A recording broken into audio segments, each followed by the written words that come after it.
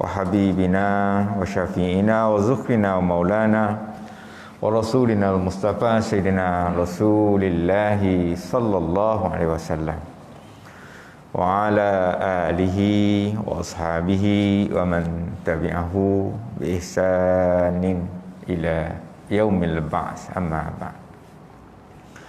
قال الله تعالى في كتاب الكريم بعد أعوذ بالله من الشيطان الرجيم يا أيها الناس اتقوا ربكم الذي خلقكم من نفس واحدة وخلق منها زوجها وبث منهما رجالا كثيرا ونساء واتقوا الله الذي تساءلون به والأرحام إن الله كان عليكم رقيبا. وقال أيضا يا أيها الذين آمنوا اتقوا الله وقولوا قولا سديدا يصلح لكم أعمالكم ويغفر لكم ذنوبكم ومن يطع الله ورسوله فقد فاز فوزا عظيما. وقال النبي صلى الله عليه وسلم في حديثه من يريد الله به خيرا يفقهه في الدين أو كما قال رسول الله صلى الله عليه وسلم. Assalamualaikum warahmatullahi taala wabarakatuh. Sidang jamaah muslimin tetamu Allah MQRS Masjid Qaryah Lincing Hudu, para jamaah muslimat ada ke tidak? Tetamu Allah, alhamdulillah, summa alhamdulillah wa syukrillah. Puji, syukur, ta'zim kita kehadrat Allah Subhanahu wa taala dapat bersama pada pagi subuh yang mulia ini, yang afdal, yang utama, yang aulanya kita dapat bertemu di rumah Allah untuk menunaikan salat fardu subuh secara berjamaah. Dan alhamdulillah kita dapat berada buat seketika waktu dalam majlis ilmu Allah, atau selalu kita sebut sebagai taman-taman syurga, raudhatun min riyadil jannah, kan? Ataupun kadang-kadang disebutkan dalam hadis sebagai halaqah ataupun hilaq az-zikr, perkumpulan ataupun perhimpunan mereka yang mengingati Allah Subhanahu wa taala ataupun berzikir, dengan makna yang lebih luas. Alhamdulillah, saya pun rasa seronok jugalah dapat bersama-sama dengan sahabat-sahabat para jamaah MQRS. Dah lama sebenarnya kan, saya pun dah lama tak datang. Alhamdulillah dapat melihat wajah-wajah sahabat. Kalau kita paling kiri, paling kanan, kita rasa dah ada sahabat kita yang dah tak ada, kan? Dah ramai yang tak ada pun. Lebih-lebih lagi dengan COVID-19 ni, ramai dah yang satu demi satu, seorang demi seorang, dah mendahului kita. Kita alhamdulillah ada lagi waktu dan masa, kan? Yang muda pun ada yang mendahului kita. Kalau kita rasa kita tua, kan? Kalau kita rasa kita dah lebih tua daripada yang muda, kita tengok yang muda rasa aku muda lambat lagi, kan? Mungkin tiba-tiba yang muda itu lebih dahulu daripada kita pun ramai. Jadi kita faham semua bahawa hakikat hidup ini, khususnya apabila sampai waktu untuk kematian, tak ada istilah mu muda, mu tua, mu kaya, mu miskin, mu berpangkat, tak berpangkat, kan? Itu bukan alasan, asbab ataupun dia punya illah dia. Untuk kita dijemput oleh Allah Subhanahu wa taala, atau bahasa senangnya mati, bukan kerana tadi, kan? Bukan kerana muda, walaupun kita kata adabnya orang muda lambat ataupun ada peluang panjang sikit, tapi itu bukan kerana sakit. Kerana ada orang tak sakit pun yang dijemput oleh Allah Subhanahu Wa Taala. Boleh berlaku tanpa sakit. Artinya doktor kata, dia ni tak ada sakit apa. Buat postmortem kadang-kadang semua beres je. Tapi sampai waktu begitulah. Walaupun mungkin ada dia punya sebab musabab tu, tapi kadang-kadang tak dapat kita fahami ataupun ketahui. Alhamdulillah, saya sebutkan demikian tu kerana kita sama-sama nak mencari kebaikan, kan? Semua-semua ni tak ada dah nak fikir benda yang lain dalam hidup kita, lebih-lebih lagi yang kita sebutkan dah masuk 50-an, 60-an, 70-an ni tak ada masa sangatlah nak fikir benda-benda yang lain, kecuali fokus kita ataupun kita punya kekuatan adalah untuk menambahkan, memperbaiki diri, nak tambah amal, nak perbaiki diri, nak jadi lebih baik. Itu lebih utama. Itulah kalau saya nak review sikit lah, buat ulasan sikit, kita selalu dengar hadis Nabi SAW yang menyebutkan ittaqun nar walau bisyaqqi tamratin, fa illam yajid fa bi kalimatin thayyibah atau kama qala Rasulullah sallallahu alaihi wasallam. Simple je hadis ni, pendek je, ataupun kata senang aja. Ittaqun nar, peliharalah, jagalah, kan, diri kamu daripada api neraka Allah Subhanahu Wa Taala. Kan? Allah melalui hadis ini minta kita, melalui Nabi kita Muhammad SAW, suruh jaga. Kan? Masing-masing jaga. Sebab itu saya kata buat amal tadi, sebab nak jaga tu lah. Pelihara, jaga, kawal, tahan, kan? Buatlah sesuatu yang boleh menjaganya daripada api neraka. Walaupun kita kata walau bisyaqqi tamratin, walaupun dengan sekeping ke, seulas ke, sebelah biji tamar, kan? Apa maksudnya? Maksudnya sekecil mana yang kita mampu buat untuk menjaga diri kita daripada siksaan api neraka Allah, buatlah. Walaupun nampak macam kecil, yang selalu juga kita tekankan, apabila kita buat satu perkara ni, walaupun sedikit, katakanlah kita nak sebutkan berkait dengan infak, sedekah, buat amal yang ada nilai harta. Sebab maksud bisyaqqi tamratin itu ada nilai jugalah dari sudut kebendaannya. Harta walaupun kecil, kan, sebiji tamar atau sebelah biji tamar pun ada harga dia, kan? Tapi kita diminta untuk beristiqamah, buat berterusan, kan? Kecil-kecil pun tak apa, yang penting buat,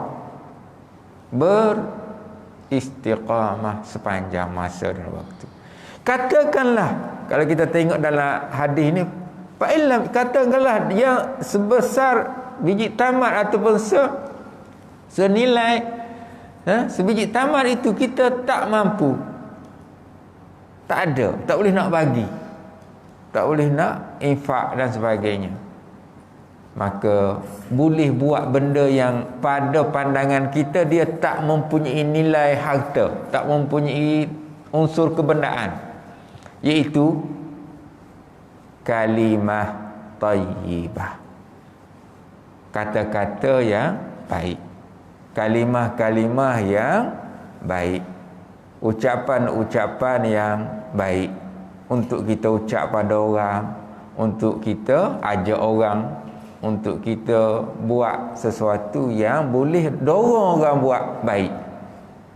Jomlah kita pergi masjid, contohnya kan, bunyi simple saja, ajak. Maka sekiranya ia memberi kesan kepada orang itu untuk hadir, maka itu dah menjadi amal kebajikan, dapat pahala insya-Allah. Kan? Itu dia katakan kalimah thayyibah yang boleh kita lakukan. Ini adalah usaha-usaha yang sebutkan tadi yang boleh kita buat. Dalam dunia hari ini orang duduk buat macam-macam yang membuat orang benci, marah, khianat, fitnah, tak payah. Kita fokus kepada yang sedikit ini. Moga-moga orang seronok dengan kita. Kalau orang tak seronok dengan kita, paling tidak orang tak adalah nak marah, benci ataupun tak suka pada kita. Itu lebih penting. Tak adalah kita nak dibebani oleh dosa-dosa sehingga kita bimbangnya muflis. Selalu kita dengar istilah siapa yang muflis. Kita bimbang kita dah adalah sedikit-sedikit amal, tapi banyak juga yang kita duk mengatakan orang, pukul orang, buat jahat ke orang, khianat orang. Kita bimbang di hari akhirat nanti. Memang pernah ditanya dalam hadis Nabi sallallahu alaihi wasallam, manil muflis. Rasulullah sallallahu alaihi wasallam pernah tanya kepada sahabat, siapa yang akan muflis, bankrupt. Muflis kita panggil bankruptcy, tak boleh buat apa. Maka sahabat jawab secara teorinya, man la dinaran wala dirham. Itu muflis secara bahasa biasa kita. Iaitu orang yang tak ada duit, tak ada dinar, tak ada dirham. Tapi itu ukuran kita yang bersifat duniawi, sebab kita duk ukur benda atas ukuran yang sedemikian.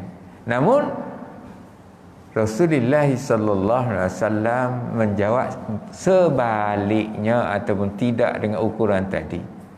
Yang muflis orang yang datang pada hari akhirat penuh dengan amal. Solatnya pun ada, sedekahnya ada, macam-macam kebajikan yang dia buat sama. Tapi dalam masa yang sama dia memfitnah orang, mengumpat orang, orang kata memukul orang, buat khianat kepada orang, macam-macam lagi yang bersifat kejahatan yang dia lakukan. Maka di hari akhirat nanti apa yang berlaku? Amal-amal tadi akan dibagi ataupun akan dihadiahkan kepada orang yang dia buat jahat itu. Mulakan dengan yang baik dulu. Dia ambil hak baik kita, satu diambil oleh orang lain. Habis amalan baiknya, sedangkan masih ada lagi yang dia khianat ke orang. Dah kosong-kosong dah ni, dah habis dah. Masih ada lagi maksiat yang dia buat pada orang ataupun khianat yang dia lakukan. Maka dihumbangkan kejahatan orang itu ke atas kepalanya balik. Jadi tambah, kalau sebut bahasa sekarang ni panggil tambah liability kan. Dia adalah atas ukuran dunia, aset dengan liability. Aset ada banyak dah, tapi liability je lagi banyak. Sebab atas dunia hari ni macam tu kan. Kita ni orang meniaga memang macam tu biasanya. Kita dia sebut aset dia juta-juta kan? Tapi liability nya 10 juta lebih banyak daripada aset dia. Itu tak tahan kita. Cakap okey dah. Itu yang kita bimbang. Kita tak nak macam tu. Kita tak nak liability kita banyak. Kalau aset tak ada banyak pun tak apa. Tapi tak ada hutang. Contohnya kan, kita contohnya yang dah masuk skim pencen kan. Tak adalah nak berhutang-hutang, apa yang ada je lah. Jangan sampai menyusahkan kita. Itu kira benda dua dah tu saya cakap banyak. Tapi itulah sebenarnya yang kita nak jaga kan? Yang kita nak jadikan kita punya fokus istiqamah dalam hidup kita yang sedikit ini. Muslimin, sidang jamaah muslimat, pertama Allah, alhamdulillah. Sebenarnya saya nak menyambung, masih lagi ada hujung-hujung sebenarnya, walaupun tak banyak, tapi ada lagi lah sedikit perbincangan ataupun senang ceritanya bacaan, ulasan dan syarah sedikit sebanyak dalam kitab Hidayatus Salikin kita dah ada hujung-hujung dan nak habislah sebenarnya. Dan kalau saya buka ataupun pergi orang kata review tengok semula, kita sendiri berada pada al-babus sadis fi fasli zikri wa adabihi wa kaifiyati. Itu adab yang berkait dengan kita sebutkan sebagai pada menyatakan fadilat zikir, adab dan kaifiatnya. Ni satu benda yang kita kata juga sama tadi, iaitu tak perlu wang ringgit, tak perlu ada ongkos untuk kita buat, iaitu zikir. Kan boleh setiap masa, setiap waktu, dalam keadaan yang macam-macam, sambil berbaring, sambil menyenggeng kata orang kan, sambil duduk, sambil nak tidur pun. Allazina yazkurunallaha qiyaman wa qu'udan wa ala junubihim wa yatafakkaruna fi khalqis samawati wal ardh. Rabbana ma khalaqta hadza batila subhanaka faqina azabannar. Kan mudah je. Ni amalan yang kita sebutkan sebagai tak memerlukan masa yang panjang, juga tak memerlukan keadaan-keadaan khusus. Perlu duduk masjid tidak juga, dalam kereta boleh, kayu basikal boleh, atas motor boleh, semua boleh, kecuali di tempat-tempat yang dilarang. Kan tempat-tempat yang kita anggap sebagai tidak patut. Contohnya dalam bilik air. Bilik air pun kita kena beza tandas dengan bilik air. Kita sebut bilik air umum. Yang sebenarnya tak boleh itu adalah tandasnya, yang tempat buang najisnya, kan, yang ada tempat khusus tu. Kecuali yang bersekali lah. Kalau ada dinding, ada dia punya pemisah, luar tu bilik air sebenarnya tak nak, bukan tempat yang kotor ataupun tempat yang najis.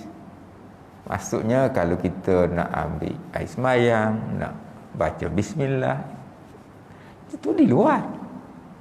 Yang ada cermin kat luar tu kan, yang ada sinki tu, itu tak kawasan luar. Yang tandasnya adalah bilik 1, 2 yang khusus itu. Kita kena beza jugalah. Kalau yang besar lah kan, kalau yang sekali tu tak boleh nak elak lah kan, masih dalam tempat yang sama.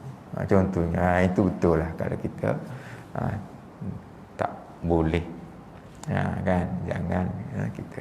Tapi maksudnya luas ruang waktu untuk kita mendapatkan fadilat kelebihannya. Selain daripada yang khusus di rumah Allah macam sekarang ni kan, ini yang khusus kalau dikata di rumah Allah. Niat saja. Nawaitul i'tikaf. Tak di lagi lah patutnya kan. Nak masuk tadi lagi, langkah kaki kanan, baca doa masuk masjid, terus je. Kan kalau sempat sebelum duduk, sebelum azan tadi kan, 2 rakaat dulu. Kan itu adalah tahiyahnya. Memuliakan rumah Allah. Tak kira waktu, tak kira masa, tak kira tempat, tak kira keadaan. Sebab itu dituntut sangat.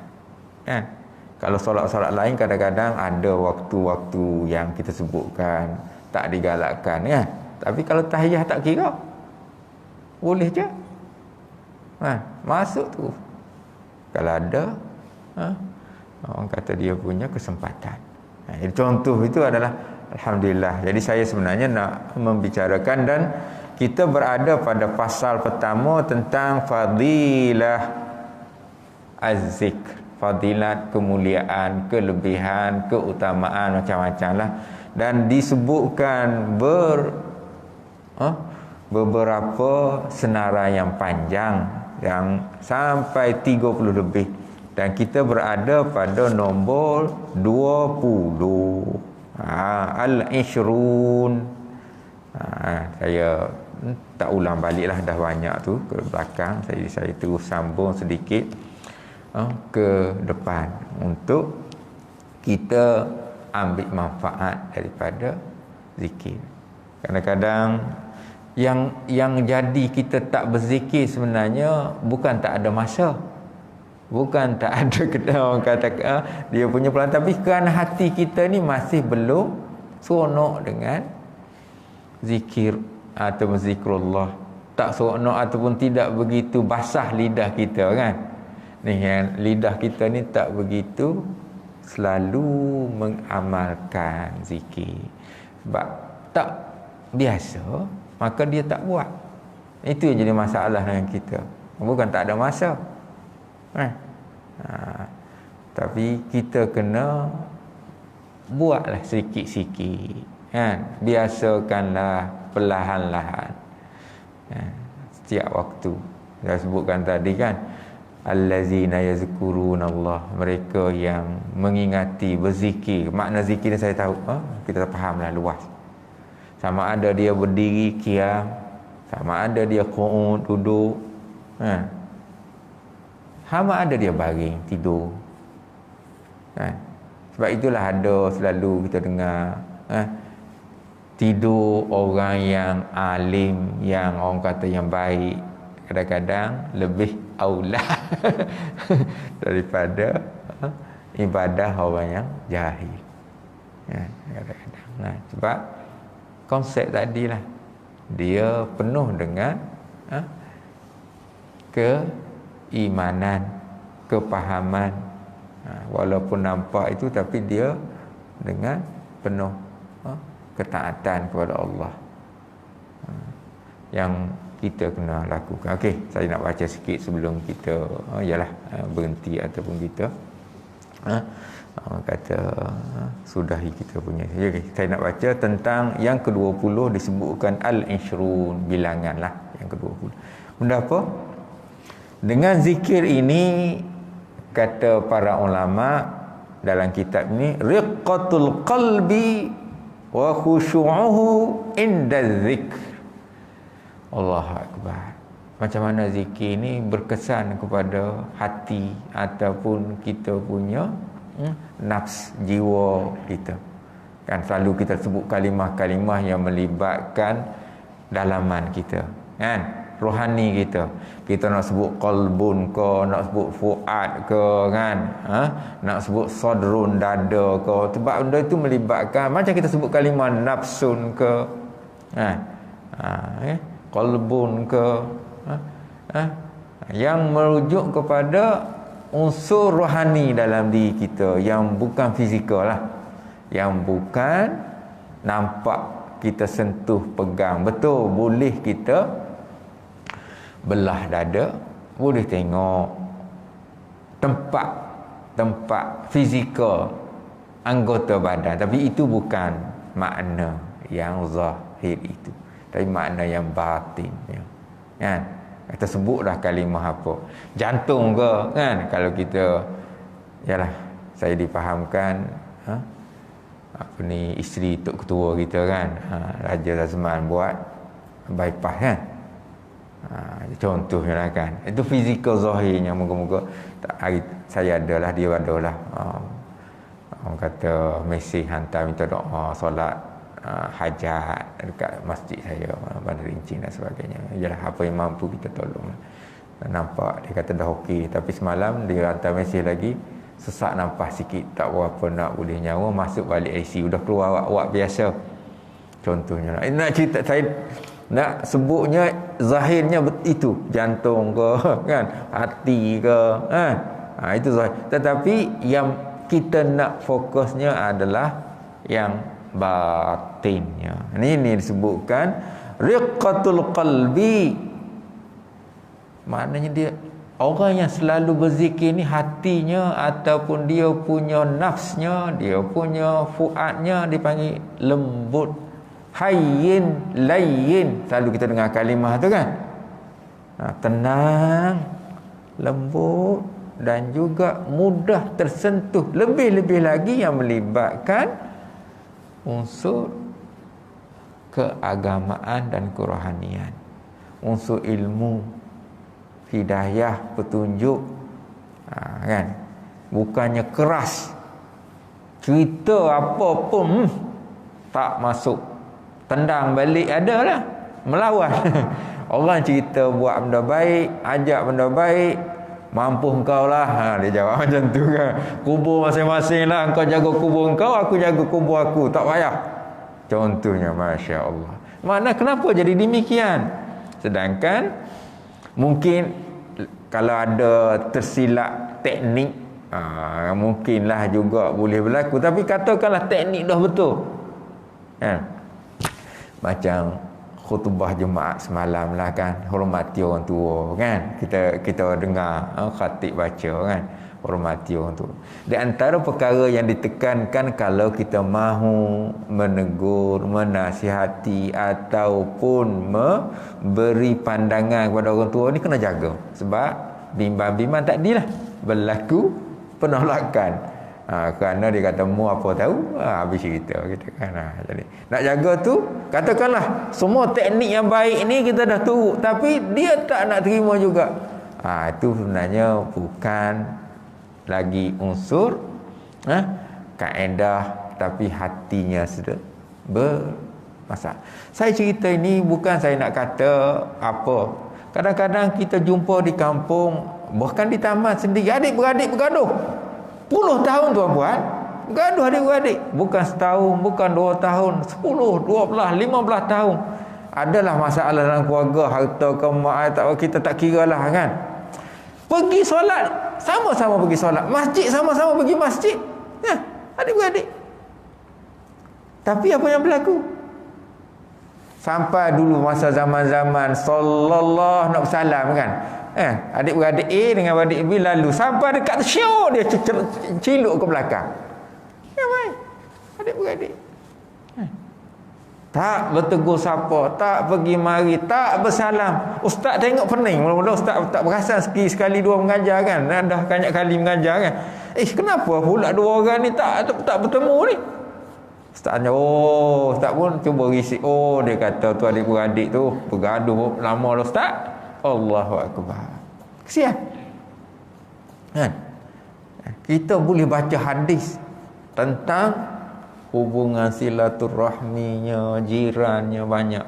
Kalau kita baca hadis, Allahu Akbar, berat kita nak tanggungnya kan. Contohnya, la yadkhulul jannata qati', tak masuk syurga orang yang memutuskan silaturahmi itu umum. Adik-beradik lagi berat. Sebab dia melibatkan mak ayah kita yang dah meninggal. Contohnya kalau mak ayah kita dah meninggal, kesian mak ayah kita kan, betul. Allahu Akbar, atas dunia adik-beradik ataupun anak dia berperang.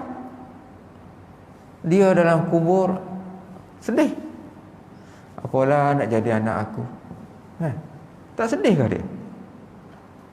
Contohnya tapi hakikat memang berlaku. Kadang-kadang kita pun tak boleh nak mikir. Datang masjid, datang ibadah, ingat boleh jalan ke? Kalau kita fikir, kita boleh baca hadis orang yang tak bertegur siapa 3 hari pun. Ni bukan 3 hari kau buat, bertahun, berpuluh tahun. Kita kata Allahu Akbar, nak jadi apa? Kesian. Ini adalah benda-benda yang ialah kita cakap umum, yang memang dalam masyarakat ada, berlaku.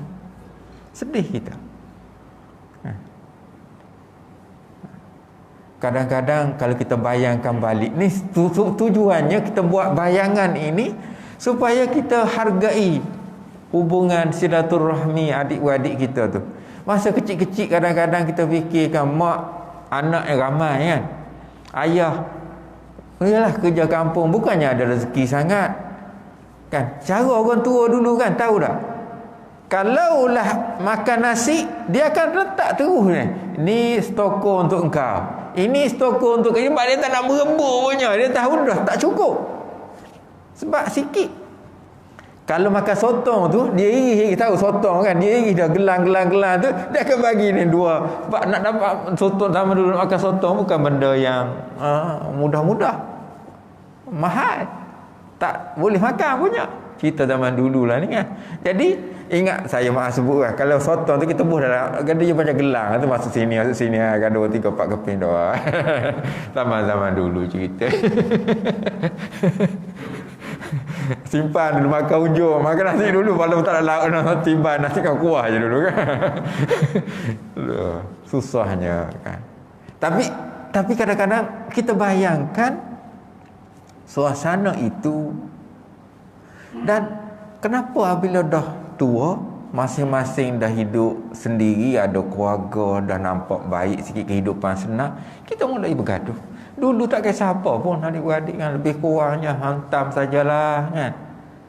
Sewaktu bersama dengan mak ayah apa yang patut ada-adalah, tak ada pun tak ada, kita tak komplain apa. Tapi dah besar makin terpisah, gaduh. Ialah mungkin adalah isu-isu keluarga, tapi tak boleh kau bertolak ansur kan. Tak ke mana pun kan. Sikit sebanyak kalau berlaku tu pun bukannya boleh bawa mati kata orang. Bukannya boleh bawa mati kan. Kan. Kita kadang-kadang kita sendirilah yang kita kata kita seolah-olahnya kita mengaku salah lah. Dan arti kita minta maaf, kita bagi salam, nak berbaik lah senang ceritanya kan. Kalau kita sendiri mulakan nak baik, walaupun orang kata engkau mula maknanya engkau mengaku salah lah kalau ada kes lah kan, tak apa kan, tidak menjadi satu yang buruk, tak apa. Yang pentingnya silaturahim itu terjaga ataupun terhubung. Orang kata bila kita kata kita mula bagi salam, orang kata engkau mula bagi salam maknanya engkau salah lah lelaki tu kan, tak apalah. Allah lebih tahu. Bukannya manusiawi ini yang kita ukur. Allah Maha mengetahui. Kita nak jadi baik, nak buat kata permulaan untuk hubungan tadi. Tak apa. Kadang-kadang nak boleh yalah kalau benda dah berpuluh tahun, cuba fikir macam mana nak hubung. Sekali bagi salam tak jalan, 2 kali bagi salam tak jalan, 3 kali bagi salam belum tentu jalan lagi tuan-puan. Kalau dah betul-betul teruk tu. Tapi kalau kita buat ada, Allah akan buka. Minta doa, insya-Allah adalah dia punya jalan kebaikan. Tapi kena sabar sikit lah kan.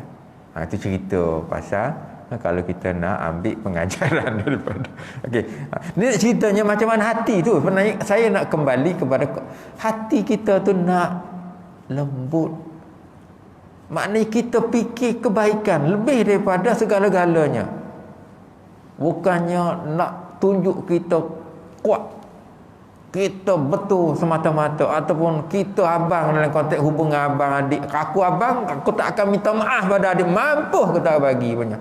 Adik kena minta maaf. Katakanlah adik pun sama tu juga. Apa salahnya kita abang tu sifat merendah sikit. Tak apalah. Katakanlah supaya sebab hati itulah, hati yang benda yang asyaddu qaswah dia hatta lebih keras daripada batu. Kita kata batu tu habis cerita dah.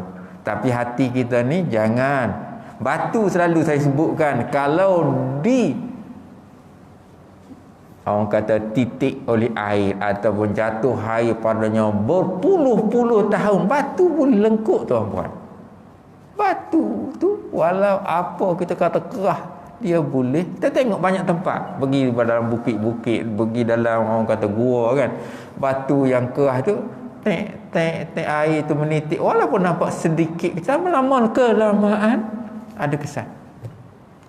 Tapi hati jangan. Kalau kita tak lembutkan dia dengan itu, yang dikatakan riqah tadi kan, lembutkan hati. Lembut kemudian disebutkan di sini juga disebutkan dengan kalimah wa khusyu'uhu. Ada unsur khasyah, khusyuk, takut. Bukan nak jadikan hati kita tu lembut, mesti ada rasa takut. Takut dengan balasan Allah, takut dengan kemurkaan Allah, takut dengan azab Allah. Maknanya dia akan mengubah kita punya kekerasan hati itu. Maka benda ini kata ulama dalam kata perkara manfaat yang ke-20 ini boleh berlaku pada ketika kita berzikir, kita ingat Allah, zikir, maka dia akan melembutkannya. Itu dia akan memberi kesan kepada jiwa kita. Jadi inilah yang kita nak jaga, nak pelihara. Biar selalu kita sebut, hati kita ni apabila diberitahu, dicerita tentang iktibar pengajaran, baca ayat Quran, baca hadis, kita pun rasa tunduk, khusyuk, tawaduk. Itu kita nak macam tu timbul dalam jiwa kita. Maka kita akan terima dengan terbuka, insaf. Itu yang kita nak jaga tu. Ini yang dikatakan sebagai riqatul qalb wa khusyu'uhu inda zikr. Alhamdulillah lah kalau kita boleh didik hati kita pada tahap ini. Kan? Manusia memang tidak mudah, kita tahu. Sebab ini adalah jiwa. Tapi kadang-kadang saya selalu sebut juga, hati kita ni kalau tengok cerita, tengok filem, hatta filem Hindustan yang kita tak faham pun boleh menangis kita. Aduh, kan? Yang tak berkait apa-apa pun, wah, sedih pula hero mati, kan? Hero mati sedih kita. Filemnya tuan-puan. Yang ria dalam hidup kita ni, bergaduh ni tak sedih-sedih kita. Kan? Jiran kita bergaduh dengan jiran, tak sedih. Langgar hak jiran, tak sedih juga. Ambil hak orang, tak sedih.